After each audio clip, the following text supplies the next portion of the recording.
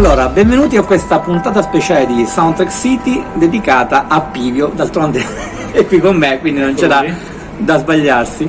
E stavolta Pivio però non è diciamo nella sua figura solita, quella di compositore di musica per immagini, ma in realtà con un album che tra l'altro è un album molto particolare perché fa parte poi di una futura trilogia.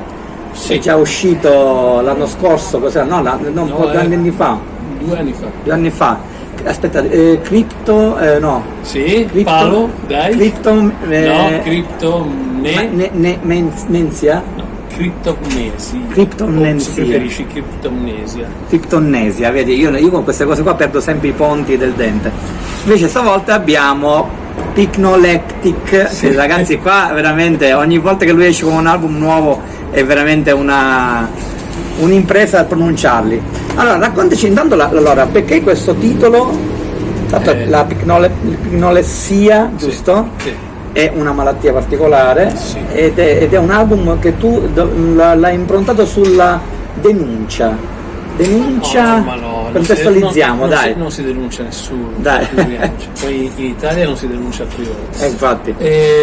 No, la picnolessia è quella malattia, diciamo, giovanile, diciamo età preadolescenziale, che porta il bambino ad avere dei buchi di azione e anche di azione mentale, no? Cioè, come se il corpo e la mente si bloccassero okay. Per 20, 30, 40 secondi, no? Cioè il vuoto, no?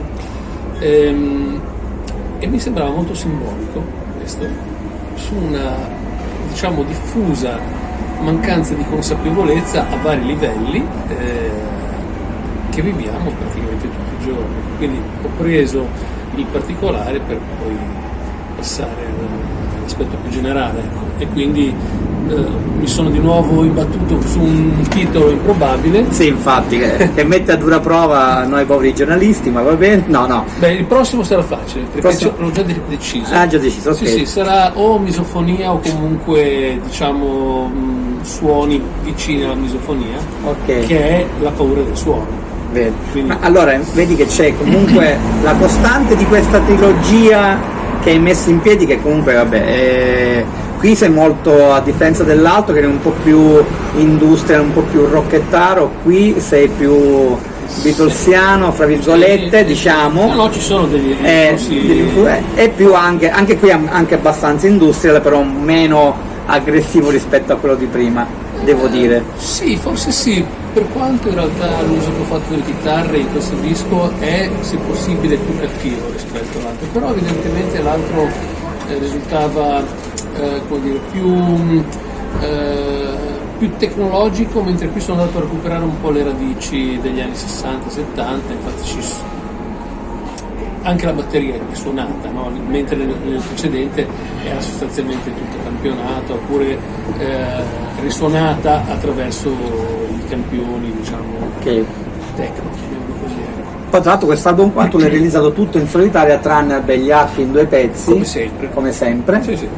E qui racconto questo futuro che però si basa su elementi molto concreti, molto nascosti.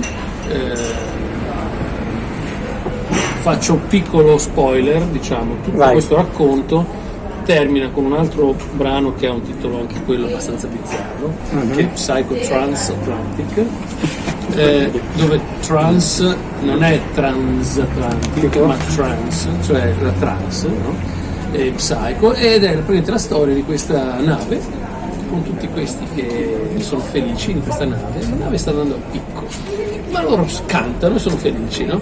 E lì mi è piaciuto in qualche modo pensare a una sorta di personalissimo omaggio a uno dei finali più catastrofici, almeno per quel che è la mia sensibilità nel mondo del pop, che era il finale di Sgt. Pepper. Se ti ricordi, c'era questo accordo al pianoforte fatto da 3 Beatles e un tecnico, un Mi maggiore, che dura. Ma infatti hai scelto la sala Dolby Atmos, esatto, dell'Anteo, dello Spazio Cinema Anteo di Milano, dove ci troviamo seduti fuori in questo baretto. Ma non solo tu presenterai l'album, ma in realtà ci sarà anche una parte video, sì, curata da Matteo Malatesta, con la quale sta facendo anche un documentario, ma non lo diciamo, non lo diciamo, ma c'è qualcosa a che fare però con il nostro ambito più, ma in realtà è sempre musica, parliamo sempre di musica, e questi video accompagneranno in realtà, cioè saranno i videoclip dell'album, giusto? O in realtà un'altra cosa, qualcosa di più complesso? Che visti a sé stanti potrebbero essere considerati come delle sorte di videoclip. Io li vedo più come una forma di videoarte, no? Ok. Che può vivere anche, diciamo, di vita propria, no? Però mi piace l'idea di aver, insomma, pensato a una piccola opera a tutti gli effetti, no? In cui appunto suono e immagini vivono, vanno a convivere. Appunto il mio vero come dire, mondo, almeno quello per il quale sono più conosciuto, è quello della musica applicata alle immagini, no?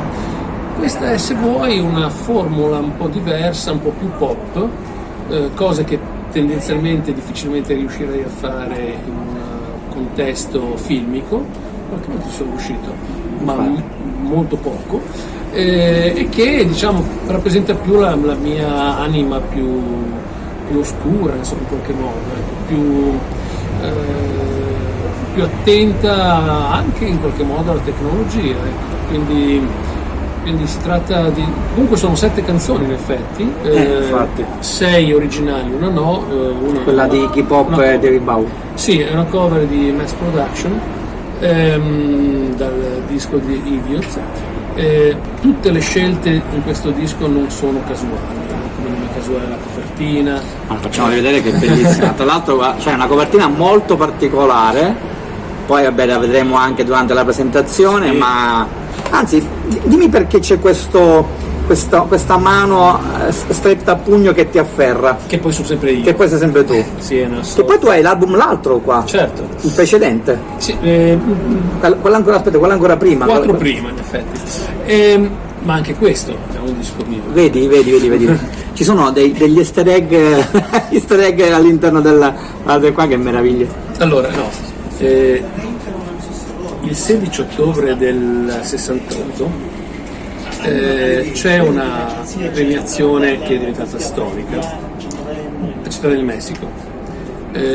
2 afroamericani vincono il primo e il terzo posto nei 200 metri. Okay. Loro in qualche modo aderivano e volevano in qualche modo portare avanti il discorso politico dei Black Panther, quindi della lotta alla segregazione razziale, argomento che puoi ben immaginare non è ancora completamente risolto, e si sono presentati con un pugno nero, che io riprendo, solo uno per persona, perché in realtà loro si erano messi d'accordo per avere entrambi i pugni con un pugno nero, che era il simbolo di Black Panther, ma uno dei due, non ricordo chi, aveva dimenticato i suoi guanti nel camerino, okay. Quindi l'altro gli ha prestato uno dei guanti, quindi c'è uno con la mano sinistra e l'altro con la mano destra alzata, e poi avevano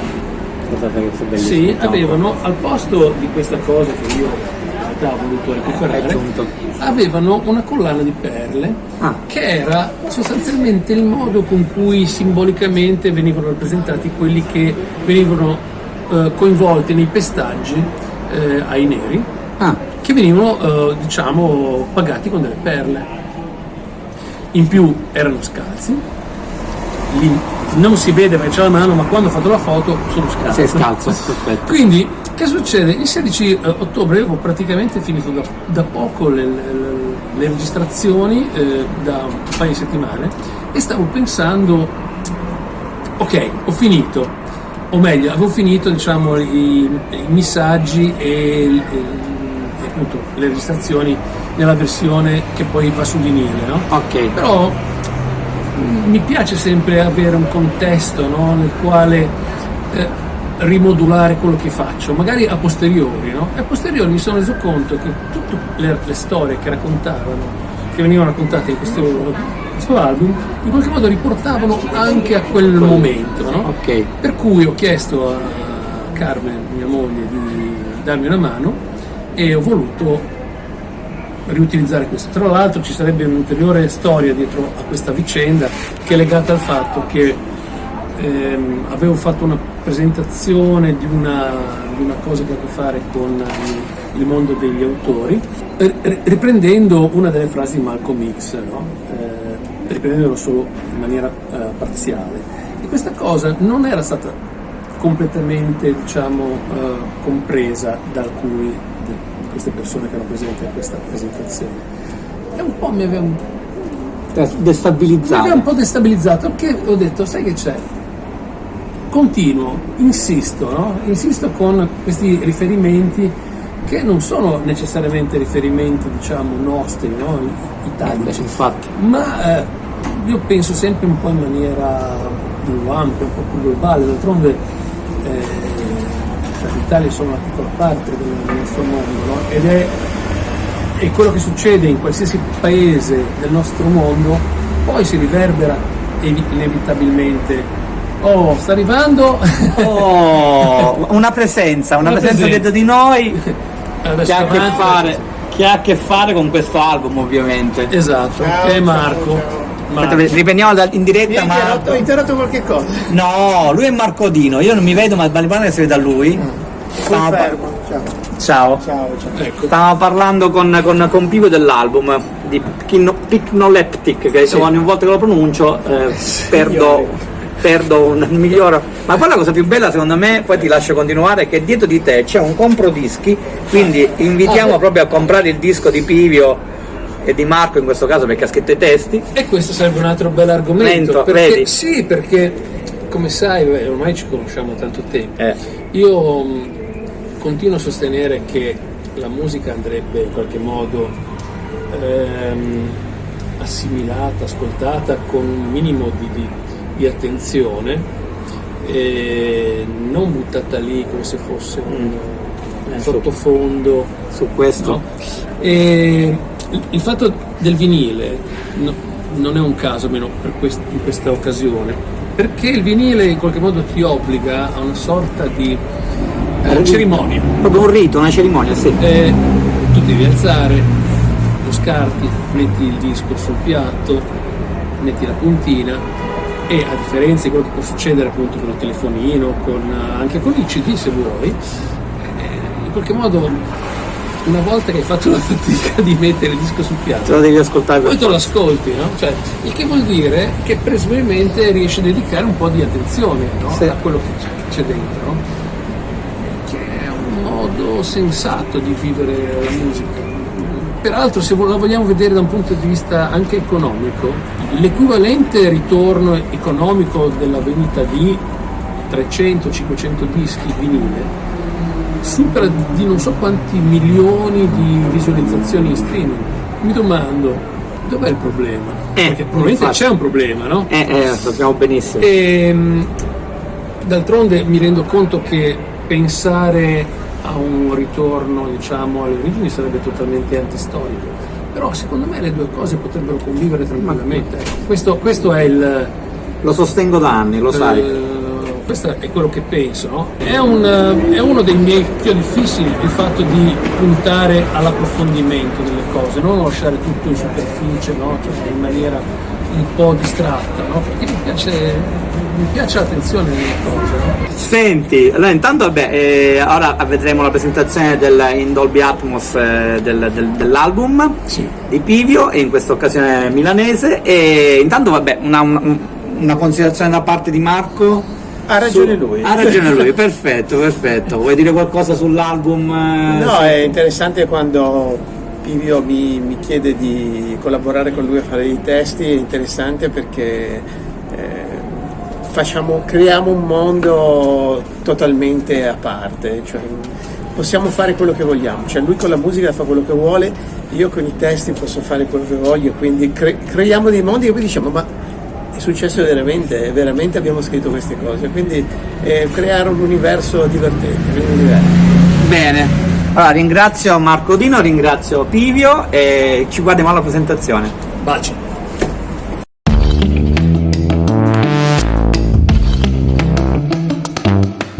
Allora, senza stare a rivelare troppo delle rispettive età, eccetera, io e Pivio ci conosciamo da quando, un bel po' di anni fa, A Genova c'era la New Wave e il punk, quindi immaginatevi già i che anni.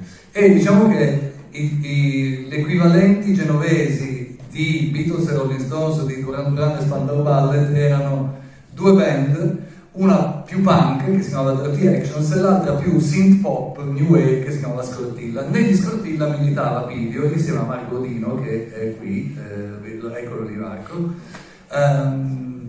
Io tenevo per quelli punk, nel senso che i miei amici erano gli altri, però comunque c'era questo tessuto musicale genovese in cui succedevano cose che poi hanno portato molti di noi a cambiare mestiere e altrettanti invece a continuare a fare questo mestiere, è il mestiere della musica. Pivio ovviamente lo conosciamo tutti per le sue colonne sonore. Oggi perché siamo qua in questa sala? Perché stiamo per fare un ascolto non comune, diciamo, di questo disco, che tra l'altro vi faccio vedere perché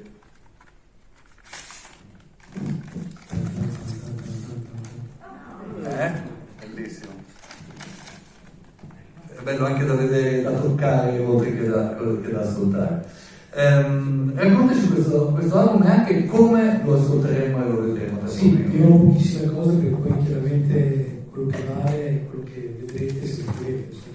Siamo in una sala Atmos e la mia idea è stata quella di provare a fare un lavoro musicale di quelli che faccio spesso, ogni tot anni mi butto a capofitto in un lavoro nel quale spesso, appunto, anzi sempre coinvolgo il mio sodale Marco, e ho provato a pensarlo appunto con la logica di Atmos. Atmos ha questa possibilità pazzesca di avere un ascolto di altissima qualità e in più molto immersivo, perché lo vedete, vedendo la sala ci sono un sacco di altoparlanti tecniche. Comunque il concetto è riuscire a creare un contesto sonoro in cui sei proprio dentro, no? Cioè non hai quell'impatto frontale. Se mi ricordo bene, l'ultima volta quando abbiamo fatto già Michel Jacques, 42, giusto? Sono 42 casse in questa.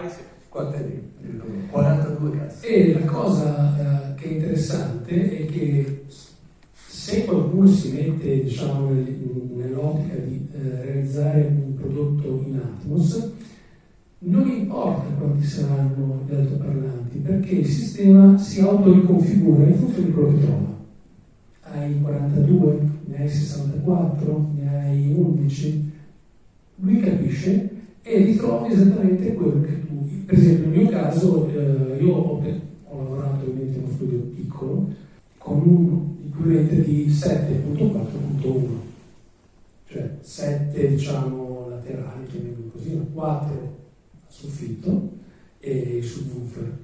Ma quando poi ho fatto il primo test ho ritrovato esattamente tutto e tutti i movimenti che puoi fare con questo sistema, movimenti sonori, li ho ritrovati esattamente, solo che erano, diciamo, più parcellizzati, no? Cioè, nel senso che hai più altoparlanti, quindi il movimento lo segui, no? Passo passo, no? Ok, chi però si compra il vinile o chi ascolta no, nel senso che quali sono le differenze fondamentali? Allora, il vinile è uno stereo a tutti gli effetti con le logiche del vinile, quindi una stereofonia anche più stretta rispetto a quella che puoi ottenere nel digitale, con un taglio sui bassi. Questo per dire che fa capire che io sono più per il digitale che non per il sistema. Però il vecchio sistema a livello che semmai ne parliamo dopo. Il sistema Atmos è, in questo caso, è appunto questo prodotto che ti permette di avere un ascolto molto più spaziale, no? Tant'è vero che, se non sbaglio, proprio la Apple Music lo sponsorizza come audio spaziale.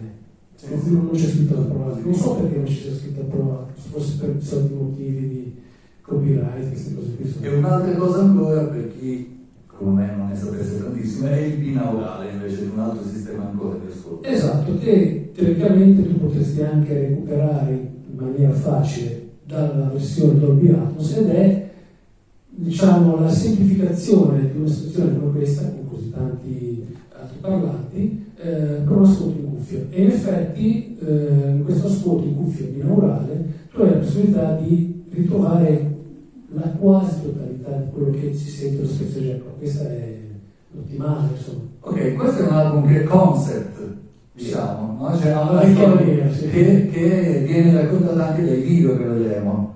Certo, i video sono fatti da Matteo Malatesta, anche lui genovese come me, si basano su materiale in parte anche girato da me, in parte girato da lui, in parte rivirtualizzato, nel senso che non esistevano, in parte utilizzando materiale di repertorio. Ogni brano, 7 brani, ha una sua storia, quindi anche una sua modalità, diciamo, di visione. Senti, allora, qui è un album che racconta una storia che ha un inizio, uno svolgimento e una conclusione, perché però passa tra le 7 canzoni da una che non è una canzone scritta da te. Sì, c'è un brano che non è mio, è della coppia Bowie-Iggy Pop, che è Mass Production, ripensato, ovviamente essendo una cover, e anche ripensato dal punto visivo in una logica diversa da quella che è quella originale. D'altronde, essendo una cover, una sorta di rilettura che ha un senso. Diciamo già come finisce il finale dell'album e anche del video. Male.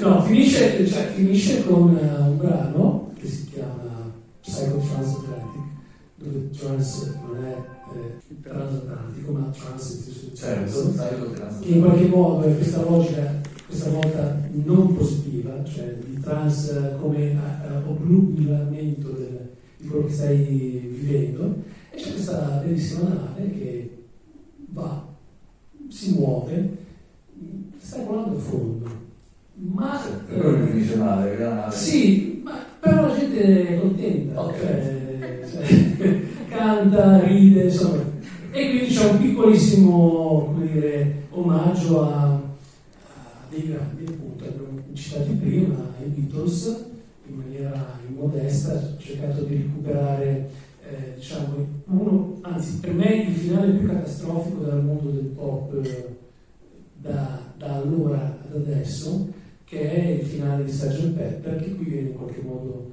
citato in maniera un po' diversa. Lì c'erano 3 dei Beatles più un tecnico a fare questo accordo del mi minore sul pianoforte, un accordo che rimane, diciamo, per ore. E qui ho cercato di recuperare quell'idea che mi serviva proprio dare il senso del ok, la nave è definitivamente fondata. Tutto questo dura 42 minuti. 42 minuti. Non è un caso. No, perché vabbè. Se io prima quando ho letto 42 ho detto, ma come Alexander Dottor che dura 43, quello gli è riuscito male, non è un minuto di troppo. 42 è la risposta, diciamo, a tutti i quesiti della vita e dell'universo nella guida dell'autostopista galattico di Doug Adams. Se vi ricordate, se avete visto il film, se avete letto il libro, c'è questo computer che per milioni di anni è lì che sta elaborando la risposta, e la risposta è 42. Perfetto, allora. Mi sembrava corretto, insomma, cioè la delusione definitiva, insomma, mi sembrava, come dire, confacente. Buon ascolto, buona visione.